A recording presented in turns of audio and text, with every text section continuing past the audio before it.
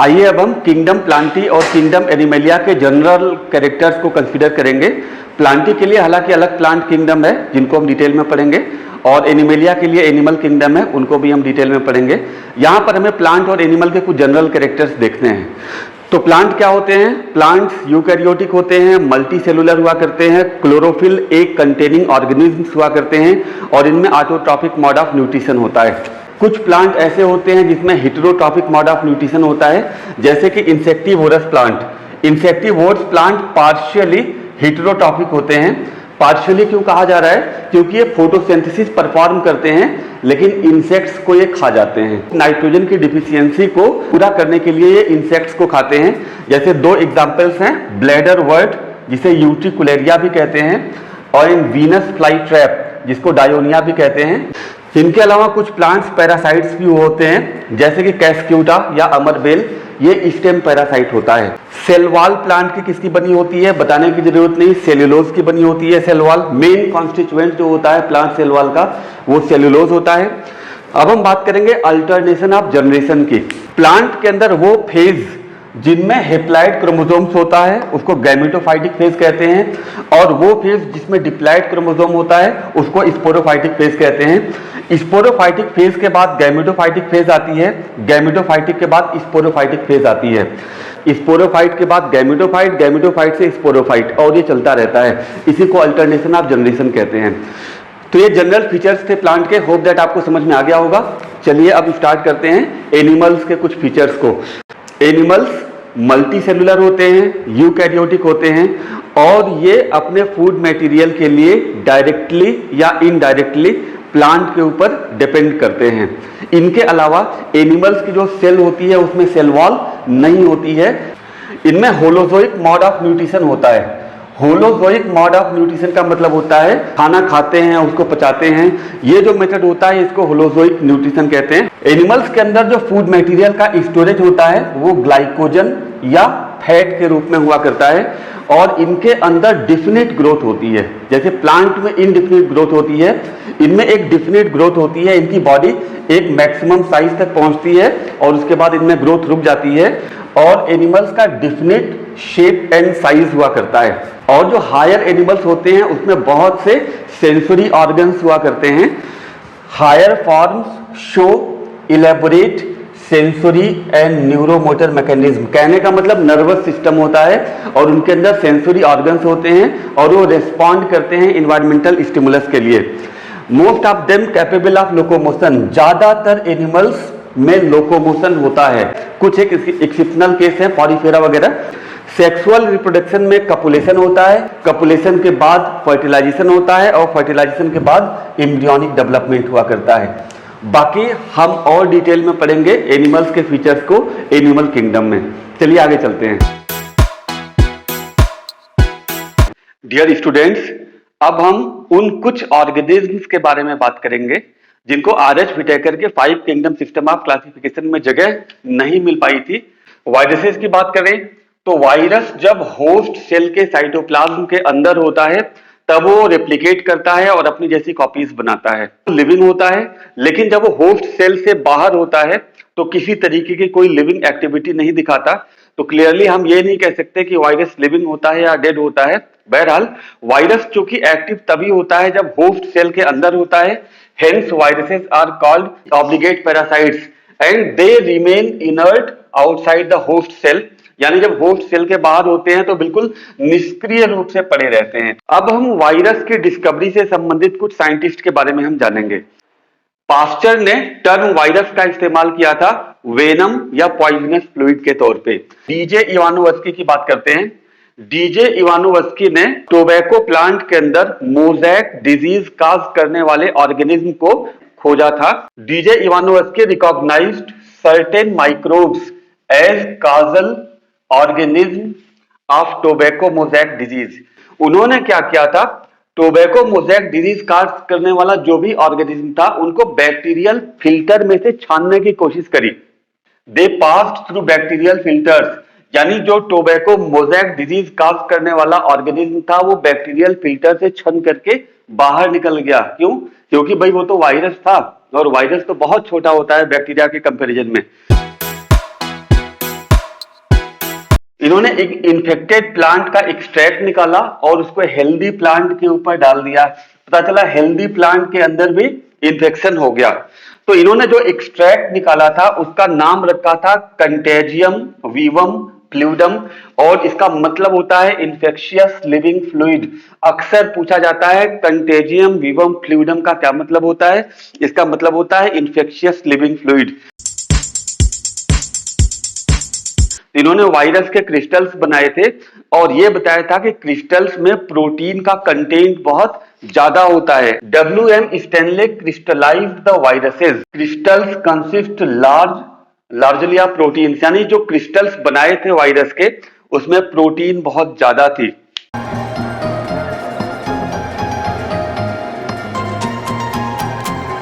ध्यान देना, वायरस एक न्यूक्लियो प्रोटीन होती है।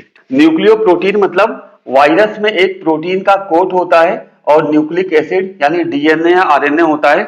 ऐसा कोई भी सब्सटेंस जो न्यूक्लिक एसिड और प्रोटीन का बना होता है उसको न्यूक्लियो प्रोटीन कहते हैं। तो वायरसेस भी न्यूक्लिक एसिड एंड प्रोटीन के बने होते हैं, hence they are also called the nucleoproteins. ये जो प्रोटीन कोट या कैप्सिड होता है ये छोटी छोटी प्रोटीन सब यूनिट्स के मिलने से बनता है, और ये जो छोटी छोटी प्रोटीन सब यूनिट्स होती हैं इनको हम कैप्सोमियर्स कहते हैं। कैप्सोमियर्स हेलिकल फॉर्म में या पॉलीहेड्रल फॉर्म में अरेंज होते हैं, अरेंज होकर के बनाते हैं क्या, कैप्सिड या प्रोटीन कोट, और उसके अंदर वायरस का जेनेटिक मटेरियल होता है। जो वायरस का जेनेटिक मटेरियल होता है वो या तो डीएनए होता है या आरएनए होता है, दोनों कभी भी नहीं होता। अब यहाँ पे कुछ एग्जांपल्स हैं, जैसे प्लांट वायरसेस का genetic material single standard RNA होता है, लेकिन जब हम एनिमल वायरस की बात करते हैं तो एनिमल वायरस का जेनेटिक मटेरियल या तो सिंगल स्टैंडर्ड आरएनए का होता है या डबल स्टैंडर्ड आरएनए का होता है या फिर डबल स्टैंडर्ड डीएनए का होता है। अब थोड़ी सी बात कर लेते हैं बैक्टीरियोफेज की। बैक्टीरियोफेज का जो जेनेटिक मटेरियल होता है वो सामान्य तौर पे डबल स्टैंडर्ड डीएनए का बना होता है। जेनेटिक मटेरियल आप लर्न किया ना, प्लांट वायरसेस में एसएस आरएनए, एनिमल वायरसेस में एसएस और डीएस आरएनए और डीएस डीएनए, एंड बैक्टीरियोफेजेस में डीएस डीएनए। टीएमबी इलोंगेटेड होता है, रॉड लाइक होता है, इसमें कैप्सोमियर्स हेलिकल फॉर्म में अरेंज होते हैं और इसका जेनेटिक मटेरियल एसएस आरएनए का बना होता है। अब हम देखते हैं बैक्टीरियोफेज का स्ट्रक्चर कैसा होता है। ये टैडपोल लाइक हुआ करता है। टैडपोल आपको पता है एम्फीबियंस में लार्वा को कहते हैं। इनमें एक हेड होता है जो पॉलीहेड्रल है और एक टेल हुआ करती है जो प्रोटीनेशियस होती है। हेड के अंदर ही इसका जेनेटिक मटेरियल होता है। बैक्टीरियोफेज का genetic material double standard DNA का बना होता है, और जो टेल होती है वो प्रोटीन होती है और उसके चारों तरफ एक शीथ होती है। देखिए शीथ मौजूद है, और यहाँ पर जो एंड होता है, टेल का जो एंड होता है वहां पर हेक्सागोनल बेस प्लेट हुआ करती है और वहां से टेल फाइबर्स निकले होते हैं। ये आप देख सकते हैं 1 2 3 4 5 6 टेल फाइबर्स हैं। बैक्टीरियोफेज के अंदर जो टेल फाइबर्स होते हैं वो इन्फेक्शन में हेल्प करते हैं। जब बैक्टीरियोफेज बैक्टीरिया के ऊपर अटैक करता है तो बैक्टीरिया की सरफेस से अटैच होने में ये हेल्प करते हैं। अब हम कुछ ऐसी बीमारियों के बारे में जानेंगे, नाम जानेंगे जो ह्यूमंस के अंदर हुआ करती हैं और वायरल इन्फेक्शंस की वजह से होती हैं। जैसे कि मम्स में क्या होता है, हम लोगों का जो सिलिवरी ग्लैंड, पैरोटिड सिलिवरी ग्लैंड हुआ करता है, इसमें वायरल इन्फेक्शन होता है। रूबेला वायरस की फैमिली का मेंबर होता है जो इन्फेक्ट करता है हमारे पैरोटिड ग्लैंड को। यहाँ पे केवल हमें नाम लर्न करना है। मम्स है, स्मॉल पॉक्स है, herpes, influenza and AIDS, they are the viral disease. ये आप लर्न कर लेना, कभी कभी क्वेश्चंस में पूछता है कि कौन सी वायरल डिजीज है या कौन सी बैक्टीरियल। अब हम पढ़ेंगे प्लांट को जब वायरस इन्फेक्ट करता है तो प्लांट के अंदर सिम्टम्स कौन कौन से डेवलप हुआ करते हैं। वायरल इन्फेक्शंस की वजह से जो प्लांट की लीव्स होती हैं उनमें मोज़ेक फॉर्मेशन होता है। इनके अलावा लीफ रोलिंग, लीफ कर्लिंग, यानी पत्तियां क्या होती है, कर्ल कर जाती हैं, मुड़ जाती हैं। जो लीव्स हुआ करती हैं उनके अंदर जो वेन्स होती हैं वो ग्रीन कलर की होती हैं, तो या तो ग्रीन कलर से येलो कलर की हो जाती हैं या कलरलेस हो जाती हैं, जिसको वेन क्लियरिंग कहते हैं। इनके अलावा प्लांट में पूरी तरीके से ग्रोथ नहीं होती, जितना होना चाहिए उतना नहीं होता, बल्कि प्लांट ड्वार्फ रह जाते हैं, बड़े छोटे छोटे रह जाते हैं।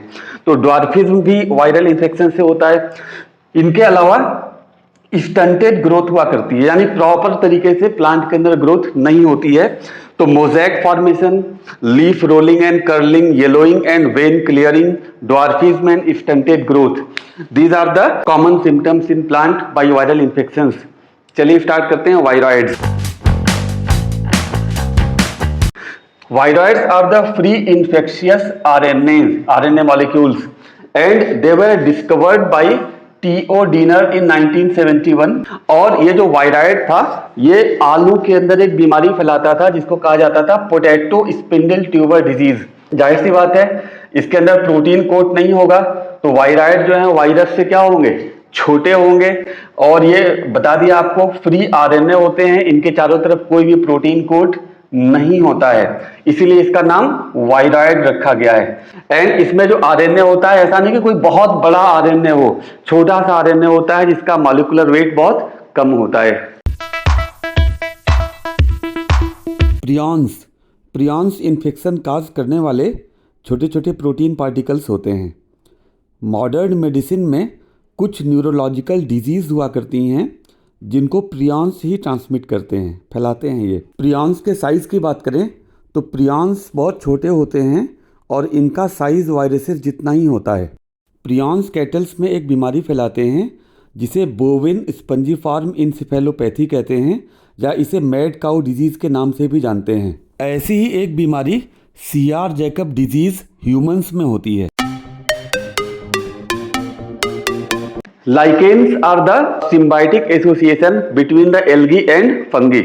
यहाँ पर जो एल्गल पार्टनर होता है उसको फाइकोबायोन्ट कहते हैं और जो फंगल पार्टनर होता है उसको माइकोबायोन्ट कहते हैं। याद रखिए लाइकेन में 98% पार्ट फंगस का ही होता है और 2% पार्ट एल्गा बनाता है, और एल्गा को चारों तरफ से कवर करने का काम करता है जो फंगल पार्टनर होता है। फाइकोबायोन्ट यानी एल्गी क्या करता है, ये लाइट एनर्जी को कैप्चर करके फूड प्रोड्यूस करता है, सामान्य भाषा में फोटोसिंथेसिस करके खाना बनाता है, और ये खाना प्रोवाइड करवाता है किसको, फंगस को। और फंगस इसके एवज में क्या करता है भाई, वो घेर के रखता है, यानी शेल्टर प्रोवाइड करवाता है एल्गी को। और एल्गी को फोटोसिंथेसिस के लिए क्या चाहिए, पानी चाहिए और कुछ दूसरे मिनरल्स चाहिए। तो आसपास के एनवायरनमेंट में से वाटर एंड मिनरल को एब्जॉर्ब करके फंगल पार्टनर एल्गी को देता है। इस तरीके से दोनों एक साथ आराम से रहते हैं। इसके अलावा lichens are the good indicator of pollution, यानी कहीं पोल्यूटेड एरिया है तो वहां पे लाइकेन्स ग्रो नहीं करते हैं। क्यों नहीं करते हैं, because lichens are highly sensitive to concentration of sulphur dioxide, यानी ऐसा कोई इन्वायरमेंट जहां पर SO2 मौजूद है वहां पर लाइकेन्स ग्रो नहीं करेंगे। तो जो हमारे शहर होते हैं यहाँ पे व्हीकल से खूब ढेर सारा SO2 निकलता है और ये इन्वायरमेंट में SO2 मौजूद होता है, इसी वजह से लाइकेन्स शहरों में नहीं मिलते हैं। तो एक्चुअल में अगर आप ध्यान से देखो तो 5 किंगडम सिस्टम ऑफ क्लासिफिकेशन में इन दोनों को किंगडम मोनेरा में इंट्रोड्यूस किया गया था, रखा गया था। बाद में कार्ल ऊज और उनके साथियों ने मोनेरा को डिवाइड कर दिया आर्किया एंड बैक्टीरिया के अंदर। तो टोटल कुल मिलाकर के 6 किंगडम क्लासिफिकेशन बन गया। पहला किंगडम आर्किया का, दूसरा बैक्टीरिया का, बाकी वो 4 किंगडम थे protista, fungi, Plantae and animalia. तो इस तरीके से 6 किंगडम सिस्टम ऑफ क्लासिफिकेशन भी इंट्रोड्यूस हुआ। And in this way we have completed this chapter, biological classification।